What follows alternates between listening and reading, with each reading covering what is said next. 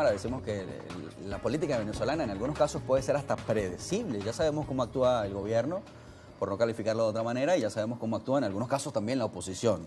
Y hablábamos precisamente del tema de las candidaturas para la elección presidencial. En el aire le dejé el tema de la división de las oposiciones. Desde hace algunos años creo que ya todos entendemos que no es una sola oposición, sino hay como muchos sectores de oposición, cada uno con su postura y la defiende arduamente. ¿Cómo se puede solucionar esto? ¿Cómo se puede llegar a la conciliación dentro de los sectores de oposición? Mira, lo primero es que nosotros hemos tenido momentos difíciles de diatriba y de discusiones que generan una visión de división que es nuestra responsabilidad y que la gente tiene razón a cuestionar.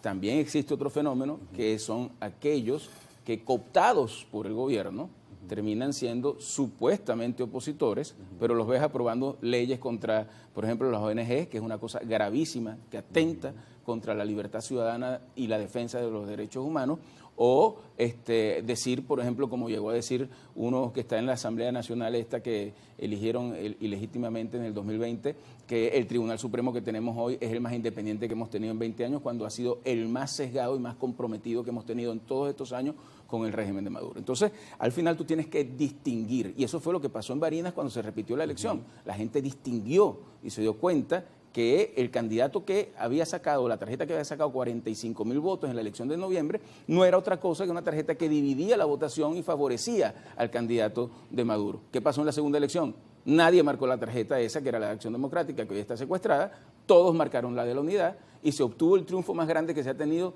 inclusive cuando Chávez estaba vivo, y esa era la fortaleza del chavismo. Y fue un triunfo de la oposición. Pero es una lectura de sabiduría popular muy rápida, ¿no? Bueno, proceso por eso yo inesperado. creo que por eso primero no debemos subestimar al venezolano, y en segundo lugar creo que tenemos que repetir los escenarios que han permitido que nos unamos. ¿Y cuál ha sido el mejor escenario en el que nos hemos unido? Han habido dos eventos importantes, han habido muchos más, pero unos notorios fueron las primarias del año 2012, donde fueron visiones totalmente distintas. Compitió Diego Arria, compitió María Corina, compitió Pablo Pérez, compitió Enrique Capriles, compitieron varias opciones y al final la gente escogió y todos cerramos filas alrededor del que ganó.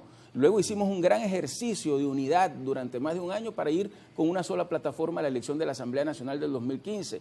Las dos fueron muy exitosas y yo creo que en este momento el hito que nos puede hacer durante este año reencontrarnos alrededor de un solo liderazgo es justamente una elección primaria.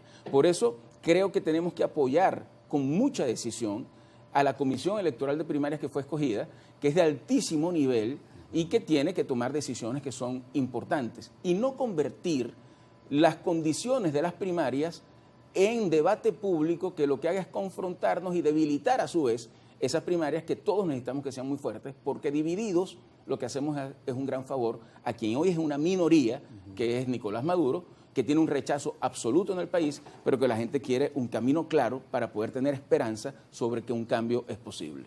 Ahora, Tomás, ¿qué pasa si se repiten los escenarios? Cuando hablábamos de ser predecibles en la política, volvemos al caso de Barinas, fue inhabilitado Superlano, colocaron la esposa, fue inhabilitada también, colocaron la suegra y fue inhabilitada, Julio al César vecino, Reyes, al claro, nieto, a todo el mundo, y los iban inhabilitando, parecía una lista de chulitos. Al final se pudo lograr que el gobernador Garrido actualmente pues fuera el candidato y no fue inhabilitado, porque bueno, no iba a durar toda la vida inhabilitando candidatos. Si este escenario, por ejemplo, se vuelve a repetir, alguien me hablaba aquí de no elegir un candidato en unas primarias, sino elegir quizá una lista, de manera que si ese escenario se repite, tengan opciones aguas abajo para poder postular nuevos candidatos. ¿Esto lo considera una opción? ¿Es viable? Mira, yo lo primero, porque además viví muy de cerca lo de Barinas, inmediatamente que Freddy Superlano ganó esa elección, me fui inmediatamente a acompañarlo simplemente para tratar de ser útil en la lucha de la defensa por su triunfo, que arbitrariamente, como ocurre en regímenes de este tipo, fue desconocida, no desconocida, fue reconocida por el Consejo Nacional Electoral, pero lo inhabilitaron después de electo, una cosa insólita. Y acompañé además el resto del proceso y también la campaña. Y ahí lo que se dio fue una muestra de dignidad del pueblo. Mucha gente que había decidido no votar salió a votar, inclusive el chavismo aumentó su votación, pero la indignación por el robo electoral fue tan grande que mucha más gente salió a votar en la siguiente elección.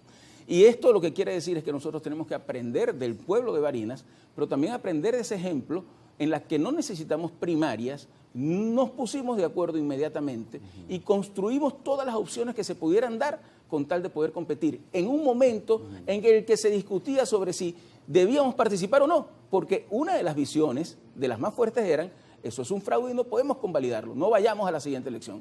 Y dijimos: no, hay que ir y hay que dar la pelea. Y fíjate lo que hizo el pueblo. Le dio a la oposición la victoria más grande que ha habido en Barinas desde que se elige gobernador. Yo no sé si eso tiene precedente en nuestra historia, ¿verdad? Bueno, no conozco ningún episodio similar. Y ese ejemplo, del que también aprende el régimen para que después no se pueda repetir, tenemos que estar nosotros preparados. Y al estar preparados, simplemente lo que ellos quieran hacer, nosotros tenemos que tener un plan B para dar la pelea y acompañar al pueblo en su lucha por rescatar un gobierno que de verdad pueda no solamente democratizar a Venezuela, sino devolverles las oportunidades y la unión familiar al país.